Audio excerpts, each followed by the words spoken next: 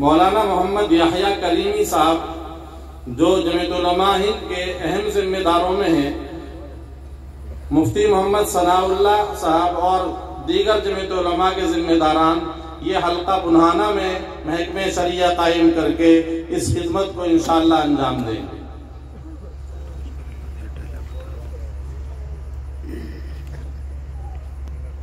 علاقہ پلول کے لیے حضرت مولانا محمد انوار صاحب محتمم مدرسہ فیضان القرآن محمودیہ اور حضرت مولانا مفتی احمد حسین قاسمی صاحب، ان حضرات کا انتخاب ہوا ہے اور ذمہ دارانہ جمعیت علماء ضلع پلول ان کے ساتھ میں انشاءاللہ اس خدمت میں شریک کار رہیں گے۔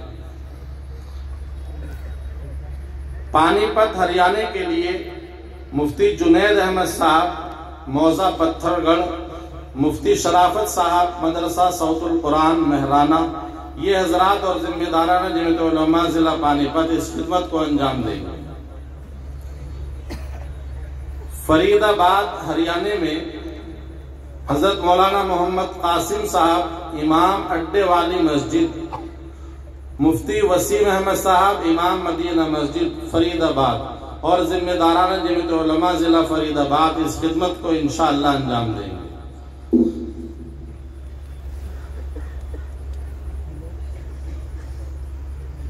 یمنا نگر ضلع کے لیے حضرت مولانا محمد الیاس قاسمی صاحب ناظم اعلیٰ جمعیت علماء متحدہ پنجاب و محتمم معہد البشیر الاسلامی پاؤٹی، حضرت مولانا علی حسن صاحب مظاہری صدر جمعیت علماء متحدہ پنجاب و محتمم دارالعلوم امدادیہ گڑھی یمنا نگر اور دیگر ذمہ دارانہ جمعیت علماء ضلع یمنا نگر۔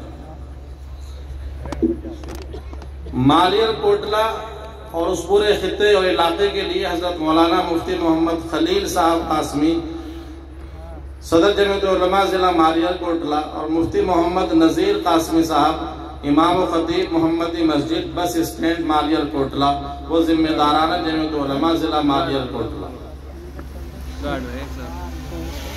چنڈی گڑھ وہاں کے لیے حضرت مولانا محمد اجمل خان صاحب امام و خطیب جامع مسجد سیکٹر 20 چنڈی گڑھ، قاضی محمد افضال قاسمی صاحب امام و خطیب چنڈی گڑھ وہ ذمہ دارانہ جمعیت علماء چنڈی گڑھ۔ اس پورے علاقے شہر اور اطراف کے لیے شہر چنڈی گڑھ میں یہ انشاءاللہ محکمہ شریعہ خدمت انجام دے گا۔ یہ 11 محاکم شریعہ ہیں جن کی فہرست آپ حضرات کے سامنے پیش کی گئی ہے۔ اگرچہ مولانا الیاس صاحب کی طرف سے کچھ اور زیادہ جگہوں پر خدمت انجام دینے کا عزم اور ارادہ ظاہر کیا گیا تھا، مگر سر دست ان 11 مقامات کو منظوری دی گئی ہے۔ خصوصاً وہ حضرات جن کو اس خدمت کے لیے منتخب کیا گیا ہے وہ اس سلسلے میں مرکزی دفتر امارت شریعہ ہند کی طرف سے مطبوعہ ضابطۂ عمل اور دستور امارت شریعہ ہند کا بغور و خوض مطالعہ فرمائیں اور اصول و ضوابط کی روشنی میں اس سلسلے میں خدمت انجام دینے کا آغاز فرمائیں۔ اللہ تبارک و تعالی ہم سب کا حامی و ناصر ہو، آمین۔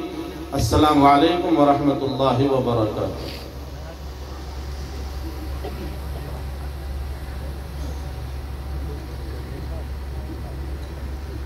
ماشاءاللہ سامعین کرام، وقت بہت زیادہ ہو گیا ہے، خطبہ صدارت بھی ہمارا باقی ہے، تو میں گزارش کرتا ہوں خطبہ صدارت کے خلاصے کے طور پر کچھ کلمات حضرت امیر شریعت ہریانہ پنجاب ہماچل چندی گڑھ اور اس جامعہ کے محتمم حضرت مولانا محمد الیاس صاحب تشریف لائیں اور خطبہ صدارت کے خلاصے کے طور پر چند کلمات پیش فرمائیں۔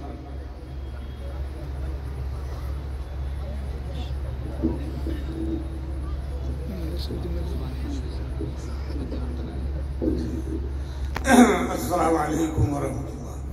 بھائی، وقت کی قلت کے باعث میں وہ کچھ بھی نہ پڑھ سکتا ہوں نہ کچھ کہہ سکتا ہوں۔ میں آپ کا وقت نہ لیتے ہوئے کہ آپ پوری گرمی میں بڑی شدت سے گرمی برداشت کر رہے ہیں اور حضرت مولانا ہمارے درمیان تشریف فرما ہے، ہم ان کے سامنے کہیں گے بھی کیا، تو میں بس اتنا ہی کہنا چاہتا ہوں۔ میں اپنی طرف سے حضرت مولانا سے یہ کہنا چاہوں گا کہ آپ اپنا بیان شروع فرما دیں، بس اتنا ہی کہا۔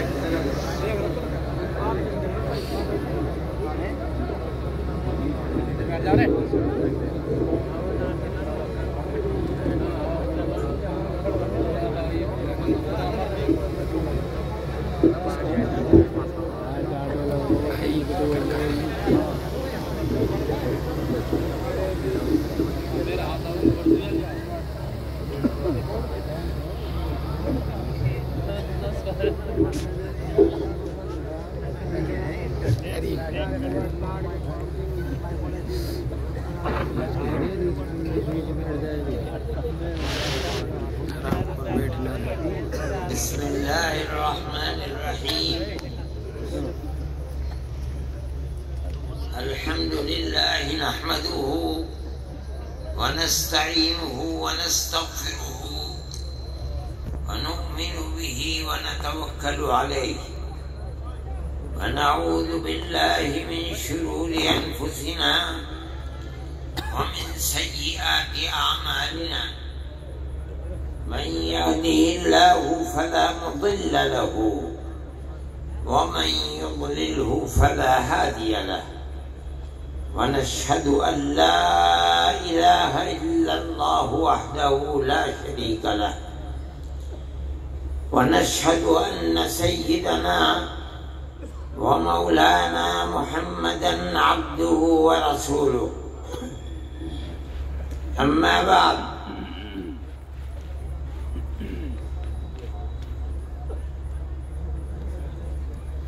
پنجاب، ہریانہ، ہماچل اور چنڈی گڑھ کے نائب امیر شریعت حضرت مولانا الیاس صاحب اور اس پروگرام کے اندر علماء میوات اور قرب و جوار کے شریک ہونے والے علماء سے وابستہ حضرت امیر شریعت سے وابستہ اور جمعیت علماء سے تعلق محبت رکھنے والے ورکرز اور افراد، میں اپنی عمر اور طرح طرح کے عوارض اور بیماریوں کی وجہ سے حقیقت یہ ہے کہ آنے کے لائق نہیں تھا، لیکن حضرت مولانا محمد الیاس صاحب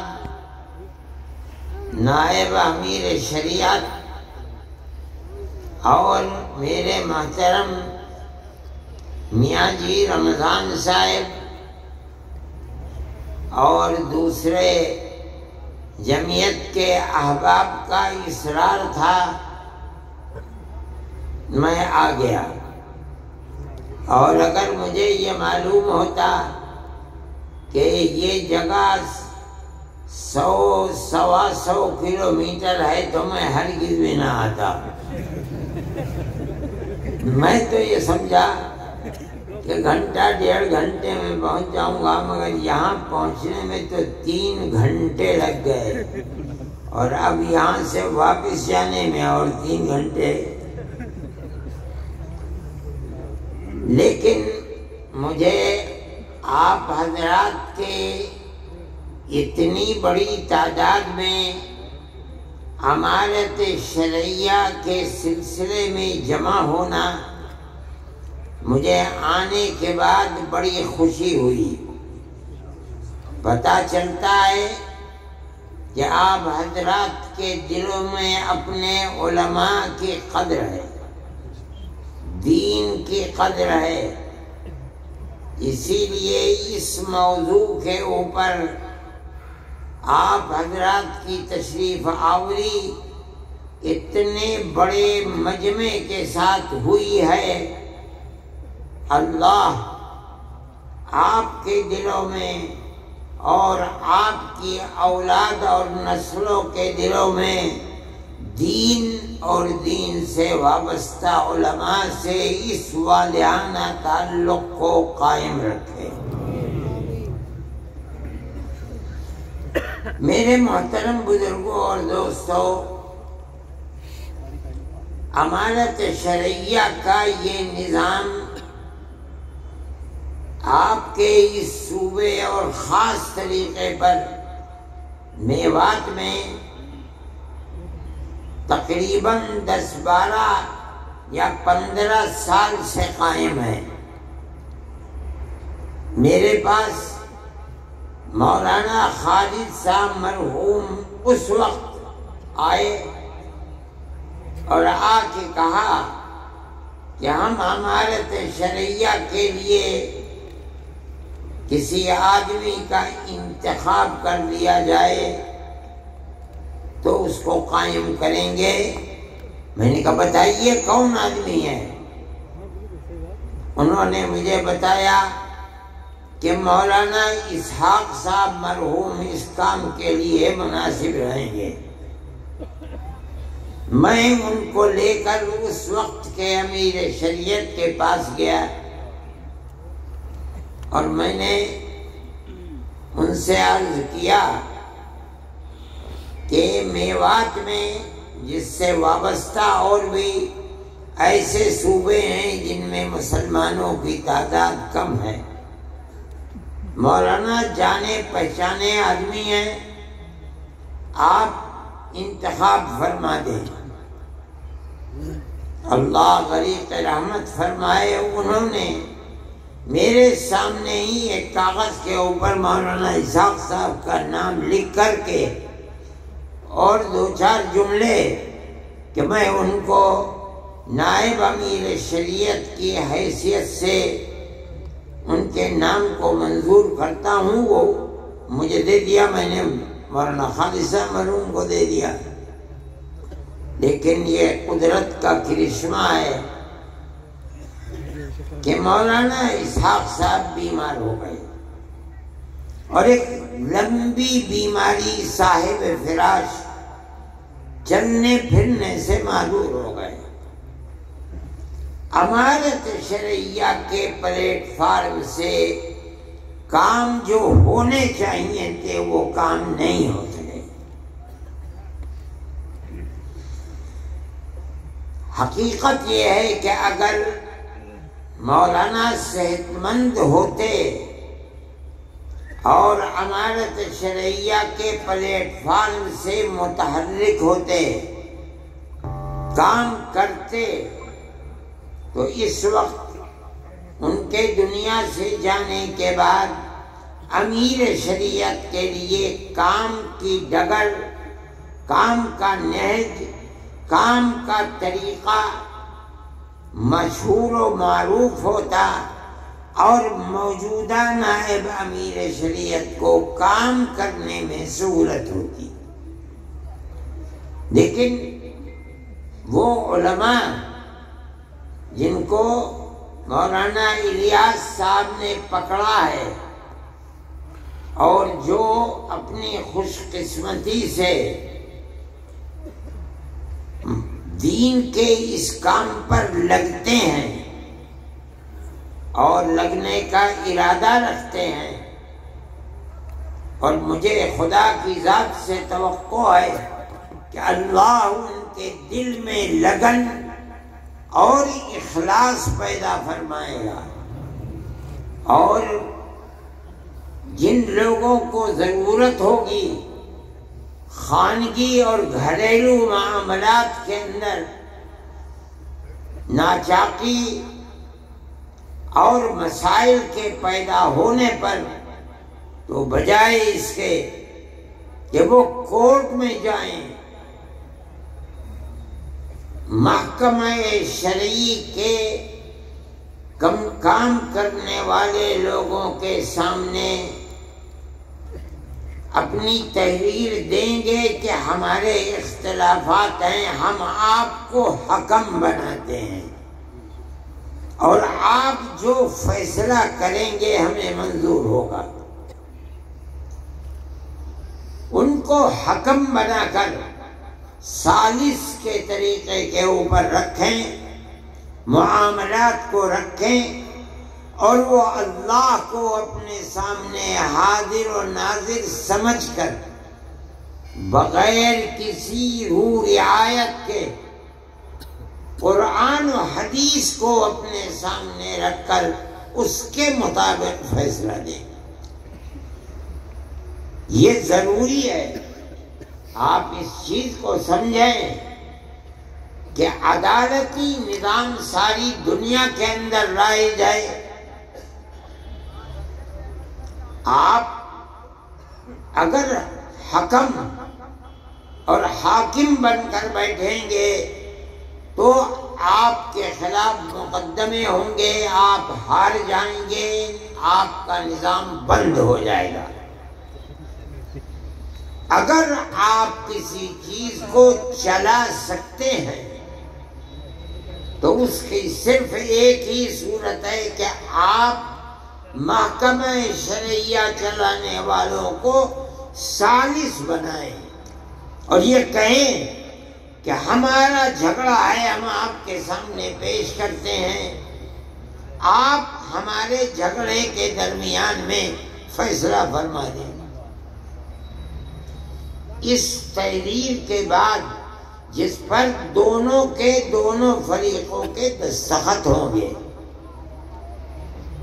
یہ چیز چلے گی، بجائے اس کے کہ آپ لاکھوں اور کروڑوں روپیہ عدالتوں کی نظر کر دیں، فقیر بن جائیں، زمینیں بک جائیں.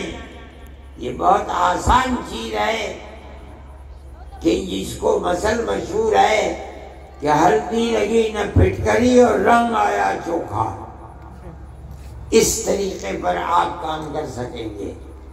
لیکن میں حضرت مولانا سے عرض کرتا ہوں کہ جو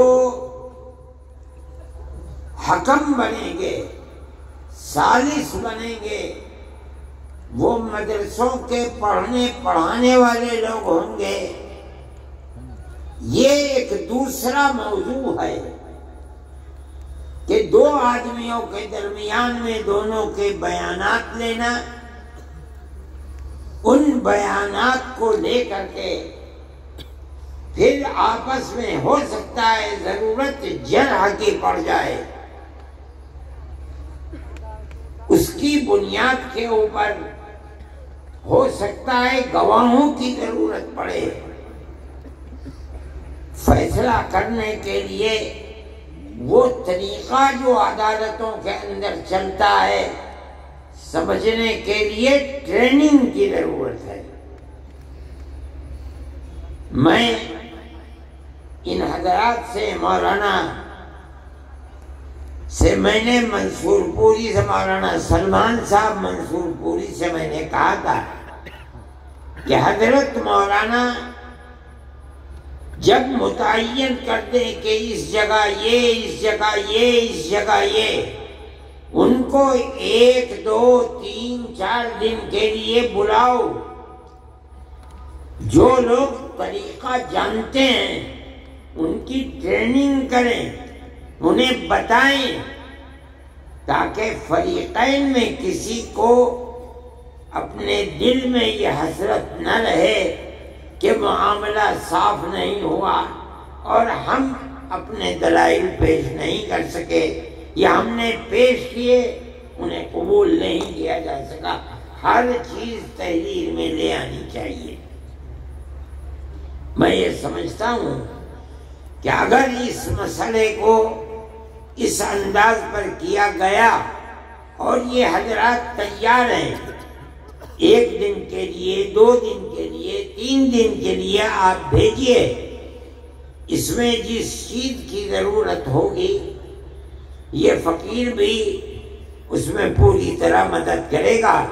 اگر اور حضرات کو ٹریننگ دینے والوں کو بلایا گیا تو میں اس سلسلے میں ان سے گزارش کروں گا کہ وہ آئیں اور آ کر ان حضرات کی ٹریننگ کو مکمل کریں، چاہے ایک مرتبہ چاہے سال میں 2 مرتبہ، جب ضرورت پڑے انشاءاللہ میں اور یہ حضرات آپ کی مدد کریں گے۔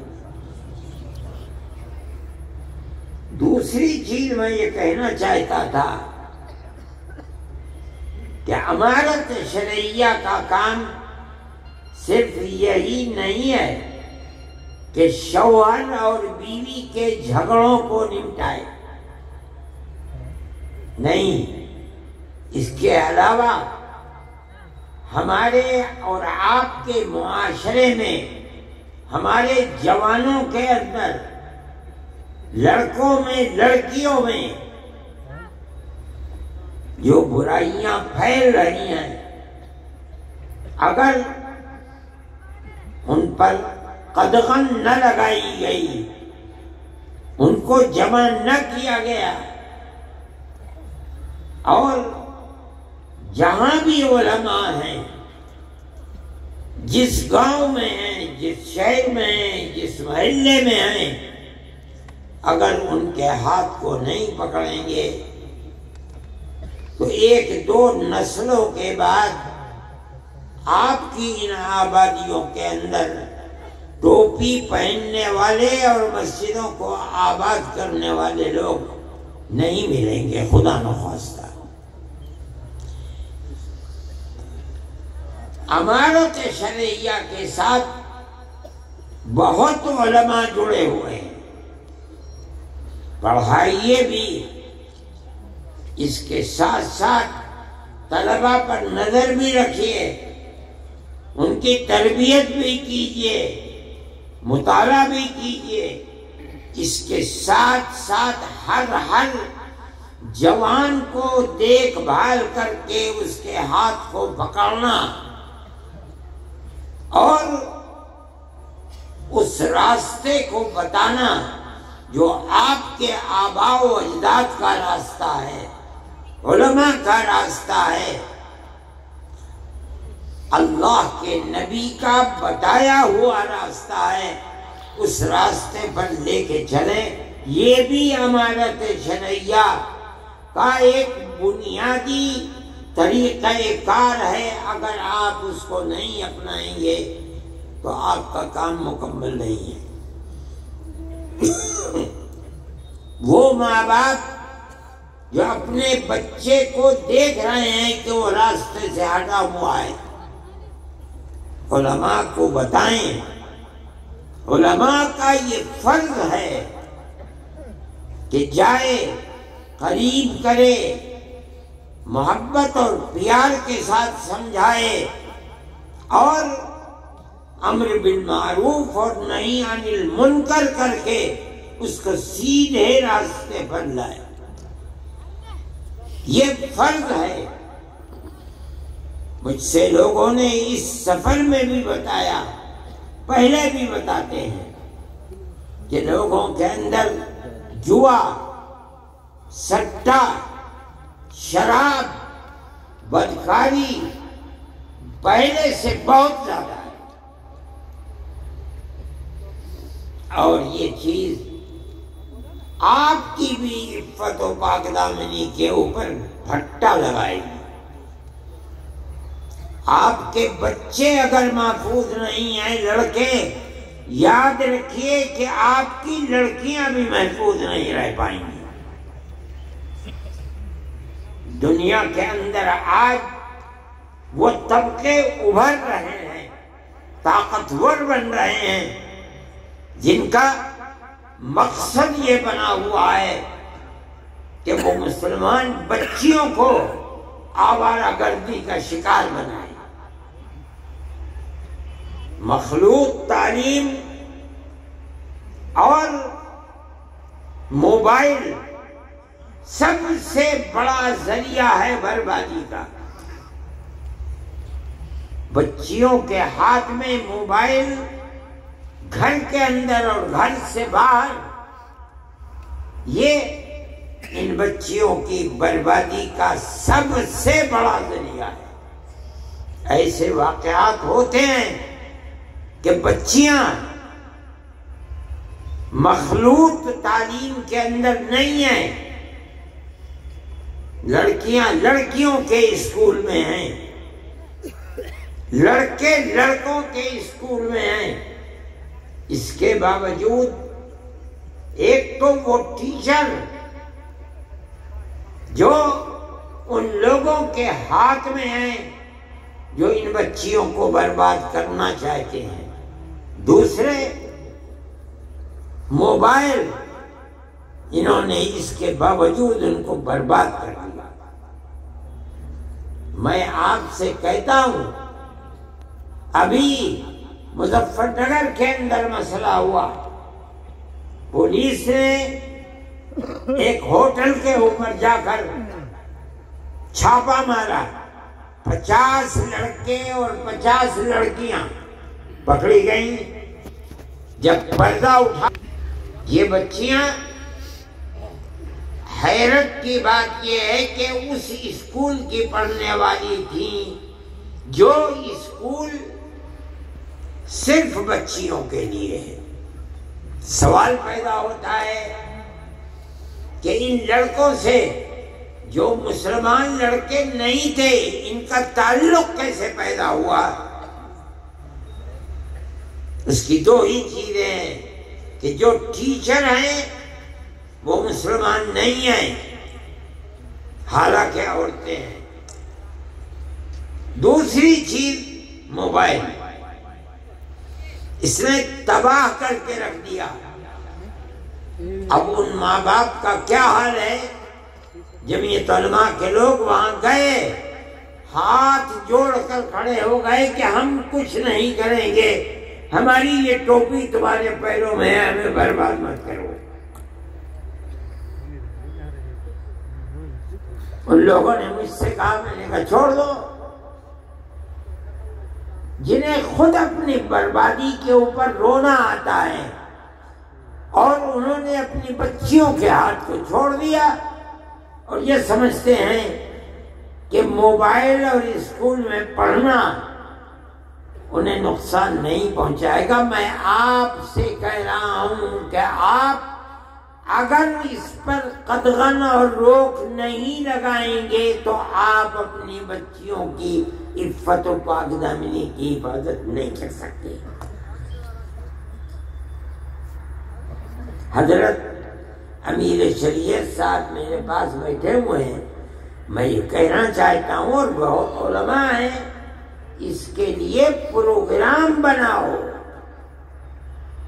اپنی قوم کو راہ راست پر کس طرح لایا جا سکتا ہے، اپنی زندگی کو کھپا دو، لگا دو۔ اگر اس کے اندر کوتاہی ہوگی تو آنے والے 50 سال کے اندر کتنی بربادی ہوگی، آج آپ اس کا تصور نہیں کر سکتے۔ ایسے لوگ ہیں ملک کے اندر جن کا پروگرام یہی ہے کہ مسلمانوں کے گھروں کے اندر عفت و پاک دامنی کا جنازہ نکالا جائے، اور وہ اس کے اوپر لگے ہوئے ہیں۔ میں خواہ اس چیز کو، یہ مجمع، یہ جلسہ وہ سننے کے لیے نہیں ہے، میں یہ کہتا ہوں، ماں باپ سے بھی کہتا ہوں، علماء سے بھی کہتا ہوں، امارت شرعیہ کے ذمہ داروں سے بھی کہتا ہوں کہ خدا کے لیے قوم کی فکر کرو۔ صرف اتنی بات کافی نہیں ہے، صحیح ہے، جمعیت علماء کا پروگرام ہے کہ آپ وہ اسکول جن میں 5ویں کلاس کے بعد مخلوط تعلیم ہے، آپ مخلوط ملی جلی لڑکے اور لڑکیوں کی تعلیم کو بند کریں۔ خدا نے جن کو طاقت دی ہے 10 20 25 50 آدمی مل کر تھوڑی سی زمین دے کر بچیوں کے لیے الگ اسکول، بچوں کے لیے الگ اسکول بناؤ، کوشش کرو کہ بچیوں کی اسکول کے اندر پڑھانے والی مسلمان ٹیچر مہیا ہوں، ان اسکولوں کے اندر عورتوں کی جماعتیں بھیجو، ان بچیوں کی تربیت کریں، ان کے ہاتھ میں موبائل نہ دو تاکہ ان کے خیالات پراگندہ نہ ہو، اپنی آنے والی نسل کی حفاظت کے لیے یہ ضروری ہے، ضروری ہے، ضروری ہے، ورنہ ہم اپنے جس ملک میں رہتے ہیں جہاں سیاست ہندو مسلم اکثریت اور اقلیت کی نفرت کے اوپر ٹکی ہوئی ہے، وہ آپ کی اور آپ کے بچیوں کی عفت و پاک دامنی کو زندہ نہیں رہنے دینا چاہتے۔ یہ آپ کی ذمہ داری ہے کہ آپ اپنی آنے والی نسل کو العیاذ باللہ ارتداد سے بچائیں اور انہیں مسلمان چھوڑ کر مریں، اس کی کوشش کیجئے کہ وہ بھی جب وقت آئے تو مسلمان رہتے ہوئے مرے، یہ ہماری ذمہ داری ہے۔ قوا انفسکم واہلیکم نارا، اپنے آپ کو بھی جہنم کی آگ سے بچاؤ، اپنی آل اولاد اہل خانہ کو بھی جہنم کی آگ سے بچاؤ۔ یہ جبھی ہوگا جب ماں باپ، بہن بھائی، بڑے اور چھوٹے اس نقطۂ نظر میں سب متفق ہوں کہ ہمیں اپنے گھر، در، اولاد، بیوی، بچے، بچیوں سب کو جس طرح ہم مسلمان ہیں انہیں بھی مسلمان ہی بنا کر دنیا سے جانا ہے۔ یہ بھی امانت شرعیہ کا پہلو ہے، ضروری ہے۔ اس لیے آپ حضرات جس ولولے اور جذبے کے ساتھ آئے ہیں، میں آپ سے کہتا ہوں کہ آپسی گھریلو جھگڑے یقیناً ان کا حل ہونا چاہیے۔ امانت شرعیہ کا پلیٹ فارم اس کے لیے نہایت ضروری ہے، لیکن صرف یہی امانت شرعیہ کا کام ہے اور کچھ نہیں، غلط ہے۔ میں نے کہا کہ اپنی اور اپنی نسل کی حفاظت یہ کم ضروری نہیں ہے، ضروری ہے اور بہت زیادہ ضروری ہے۔ میرے بھائی، میں نے تو ان سے یہ کہا تھا کہ میں 10-15 منٹ بولوں گا، اس کے ساتھ ساتھ میں اپنی بات کو ختم کرنے سے پہلے آپ سے کہتا ہوں کہ ہم اور آپ اسی ملک کے رہنے والے ہیں۔ اگر اس ملک میں جاٹ رہتا ہے تو مسلمان بھی جاٹ ہے، اگر ہندو برہمن ہے تو کشمیر میں جا کے دیکھو مسلمان بھی برہمن ہے، راجپوت ہے ہندو، مسلمان بھی راجپوت ہے۔ ہر برادری جو ہندوؤں میں پائی جاتی ہے ہندوستان میں، مسلمانوں میں بھی وہ برادری پائی جاتی ہے۔ اس کا مطلب یہ ہے کہ دنیا یہ سمجھتی ہے نادان بے پڑھے لکھے کہ ہندوستان میں مسلمان باہر کے آئے ہوئے ہیں، وہ جاہل ہیں۔ کچھ لوگ ہو سکتا ہے 1,00,000 2,00,000 10,00,000 ہندو مسلمان ایسے ہوں کہ جو باہر کے آئے ہوئے ہیں، آ گئے۔ آج ساری دنیا کے اندر مسلمان ہیں، امریکہ میں جاؤ مسلمان ہے، یورپ میں جاؤ مسلمان ہے، اور ساری دنیا کے لوگ آئے ہیں کھانے کمانے کے لیے، وہ بھی وہاں پہنچے ہیں۔ لیکن ہندوستان کے اندر ایسا نہیں ہے۔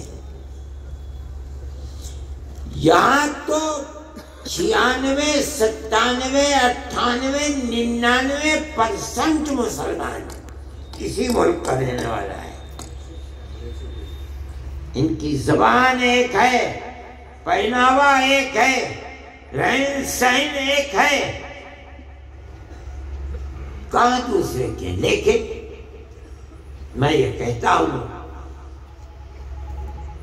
کہ جب ہم ایک ہیں، ایک ہی گھرانے سے پیدا ہوئے ہیں، ہمارے ماں باپ ایک ہی تھے، تو ٹھیک ہے لوگ نفرت کی سیاست کرتے ہیں، لڑاتے ہیں، جھگڑاتے ہیں، لیکن مسلمان کو اپنا مذہبی فریضہ سمجھ کر یہ بات کہنی چاہیے کہ مذہب کچھ بھی ہو، ہم ایک ملک کے رہنے والے، ہم سب بھائی بھائی ہیں۔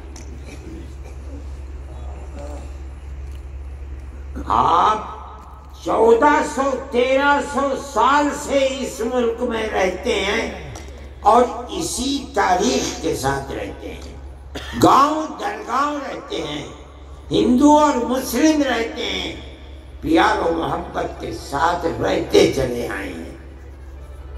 یہ ہمارا امتیاز ہے۔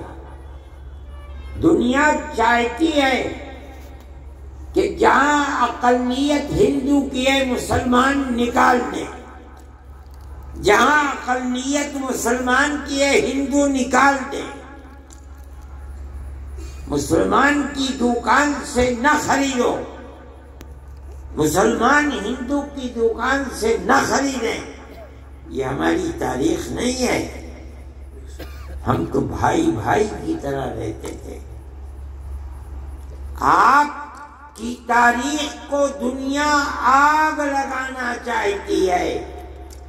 جمعیت علماء کا نظریہ یہ ہے آپ اپنی تاریخ کو زندہ کریں اور ہندو مسلمان ہر جگہ بھائی بھائی بن کر رہیں، ایک دوسرے کے دکھ میں سکھ میں شریک رہیں۔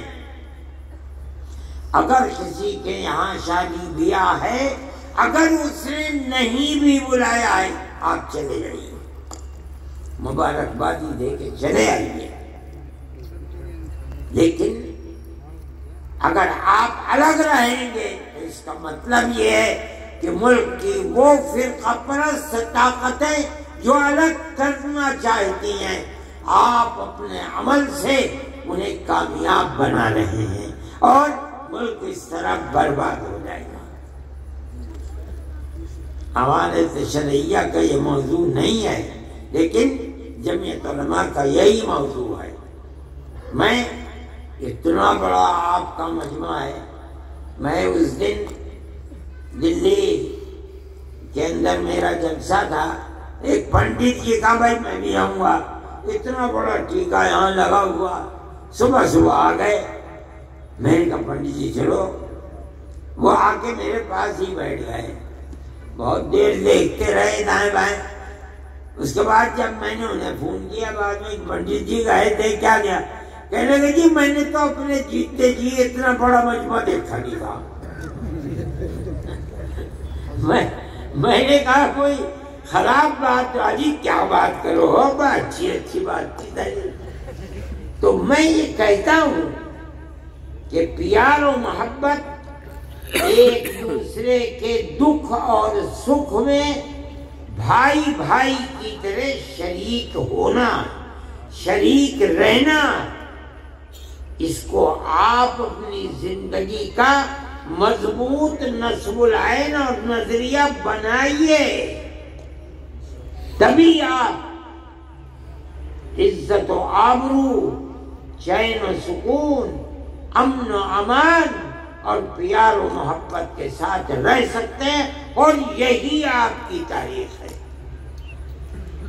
آپ اس چیز کو سمجھیے جو میں کہہ رہا ہوں، اور اس پر اپنے آپ کو مضبوط کر لیجئے۔ کوئی کچھ بھی کہے، آپ اسی کو اپنا نصب العین بنائیے۔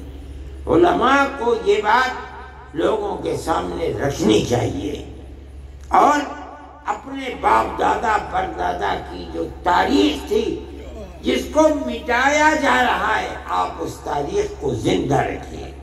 دوسرے جو بات میں نے کہی ہے، بچیوں کے اسکول الگ، بچوں کے اسکول الگ بنائیے، اور ان بچیوں کے اندر اور بچوں میں بھی آپ تبلیغی جماعت کو، عورتوں کی جماعت ان اسکولوں میں، بچیوں کے، مردوں کی جماعت بچوں کے اسکول، ان کی صحیح تربیت کیجیے، رکھیے۔ بغیر تربیت کے تعلیم کچھ تعلیم نہیں ہے، بیکار ہے۔